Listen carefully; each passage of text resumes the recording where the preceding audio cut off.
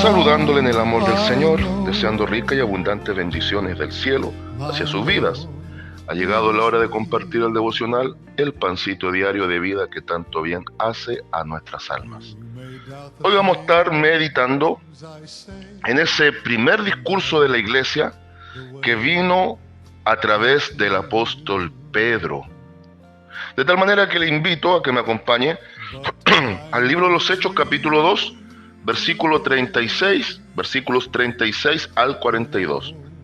Libro de los Hechos, capítulo 2, versículos 36 al 42, y dice así la palabra de nuestro Señor. Sepa, pues, ciertísimamente toda la casa de Israel, que a este Jesús, a quien vosotros crucificasteis, Dios le ha hecho Señor y Cristo.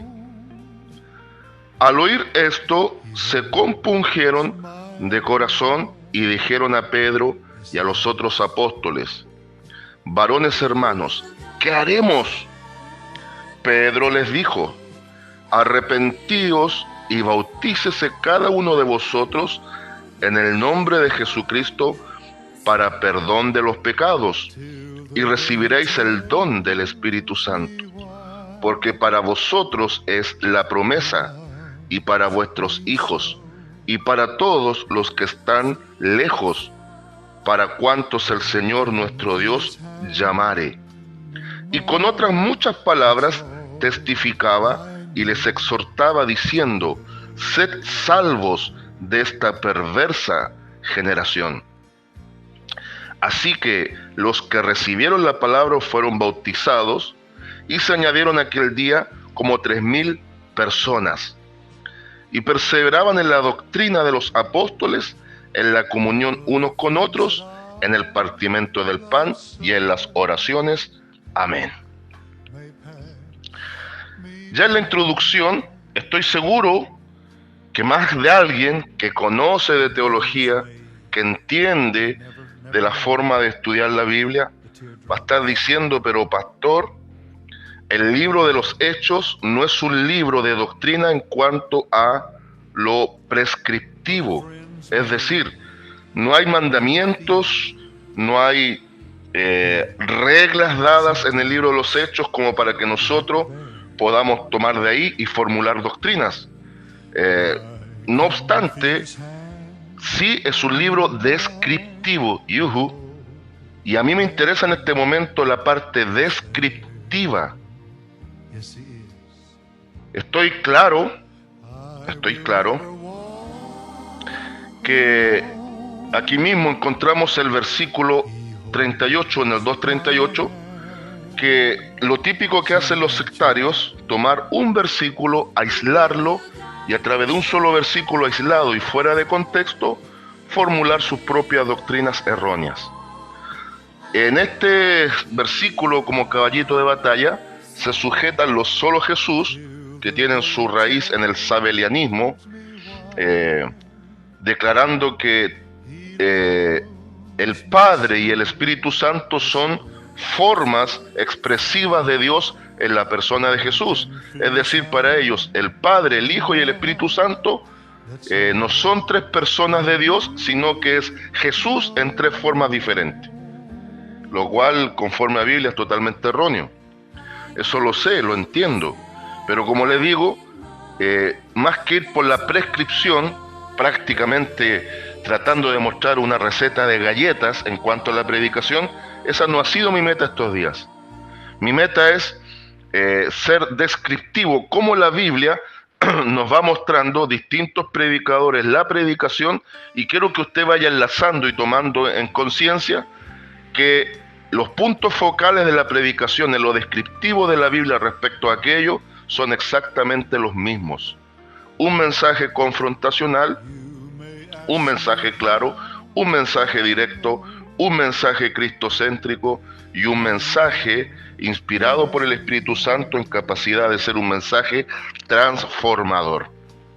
Y este es el mensaje transformador por excelencia. 3,000 almas se añaden ese día a la incipiente iglesia que había comenzado. También podemos notar cómo el libro de los Hechos nos describe el antes y el después del apóstol Pedro. Ya no era ese hombre impulsivo, ese hombre llevado por sus instintos, llevado también por su carácter de hombre recio, de hombre poco meditabundo. Ya no es el mismo Pedro que al arresto del maestro le corta la oreja a Malco. Ahora el Espíritu Santo, morando en su vida, le está enseñando a usar la verdadera espada, y que es la espada del Espíritu, la palabra de Dios. El maestro le había dicho: no es así, Pedro, porque el que a hierro mata, a hierro muere. Entonces ahora Pedro es transformado en el poder del Espíritu Santo, en el hombre espiritual que va a ser el elemento de bendición en base a ser el canal persuasivo y de comunicación del mensaje cristocéntrico del Evangelio del Señor. Y este es un pasaje largo, ¿eh? Comienza en el versículo 14 y termina en el 42. Yo he tomado solamente 1, 2, 3, 4, 5, 6 versículos, 7 versículos a partir del 36. Pero desde el 14 al 35, el apóstol Pedro hace una apología del Evangelio extraordinaria. Así como Pablo hace una apología en medio del corazón de los griegos, ahora es Pedro que hace una apología en el corazón del judaísmo. Y les refresca la memoria, declarando profecías del Antiguo Testamento, sobre todo las profecías de la venida del Espíritu Santo, para declararle que no estaban borrachos, sino que se estaba cumpliendo en parte las profecías, sobre todo las profecías maravillosas de Joel, que hablaba del derramamiento del Espíritu Santo. Y después pone a partir del versículo 22 a Cristo como el centro del mensaje, diciendo que fue un varón aprobado por Dios, hizo maravillas, prodigios, señales, milagros, pero que estaba determinado en los tiempos anticipados, en el preconocimiento de Dios, que iba a ser el Cordero que iba a ser inmolado por nosotros. Les da un golpe fuerte a la conciencia. Vamos a verlo después, y es similar en su momento al mensaje confrontacional entregado por Esteban, que ese otro mensaje que vamos a tener que observar. Pero me llama la atención precisamente desde el versículo 36. Y note por qué. Dice: sepa pues ciertísimamente toda la casa de Israel, es decir, el pueblo de Dios, que a este Jesús, a quien vosotros crucificasteis, aquí viene lo importante, Dios le ha hecho Señor y Cristo, Curios y Cristos, amo absoluto y el ungido por excelencia. En él estaba el señorío absoluto, y él es el único que fue enviado para salvación. Y esto el apóstol Pedro se los deja totalmente claro. Y ahora en el versículo 37 comprendemos cómo el Espíritu de Dios trajo convicción de pecado, justicia y juicio. Porque dice: al oír esto se compungieron de corazón. Ahí viene el momento del arrepentimiento. Fíjese bien, por favor, yo quiero que entienda que el predicador es el canal persuasivo, pero el Espíritu Santo es el que trae la convicción. Entonces, está clarísimo, y por favor entiéndalo bien, que no hay predicador que sea el que convence al alma, pero sí somos los agentes, y tenemos que, como predicadores, presentar un mensaje preciso, claro, directo, confrontacional, con la inspiración del Espíritu Santo, para que usando la persuasión, ahora el Espíritu Santo trabaje en la convicción, inyectar esa fe necesaria que produzca un arrepentimiento genuino, y finalmente se produzca el arrepentimiento pleno de pecado, la conversión, y por ende obviamente el nuevo nacimiento. Al oír esto se compungieron de corazón y dijeron a Pedro y a los otros apóstoles: varones hermanos, ¿qué haremos? Similar a lo que aparece en el libro de los Hechos 16:31, cuando Pablo y Silas estaban encarcelados en Filipos. Cuando el carcelero ya a punto de suicidarse le dice: ¿qué haré para ser salvo? Señores, ¿qué haré para ser salvos? Ser salvo. Y acá le dice: señores o hermanos, varones hermanos, ¿qué haremos? Pedro les dijo: arrepentíos y bautícese cada uno de vosotros en el nombre de Jesucristo para perdón de los pecados y recibiréis el don del Espíritu Santo. Entiéndase que aquí era un momento de transición.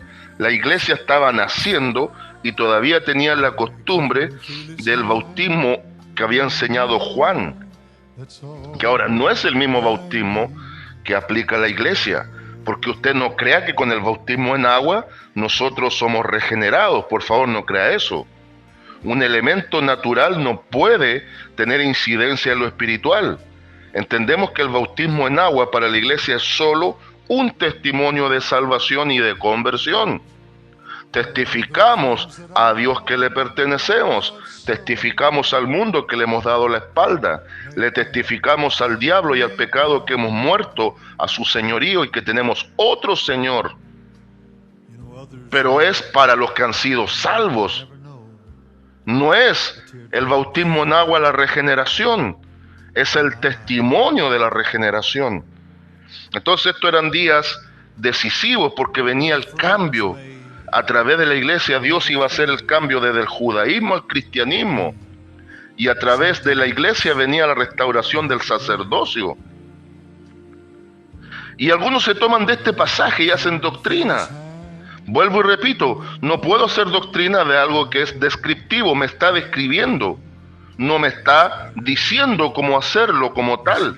Algunos se toman aquí para la fórmula bautismal y se olvidan que la fórmula bautismal Cristo la enseñó en el pasaje de cierre de San Mateo 28, versículos 19 y 20. Ahí está la fórmula trinitaria bautismal. Lo que pasa es que aquí los apóstoles al inicio de la iglesia tuvieron la sublime misión de posicionar el nombre por excelencia.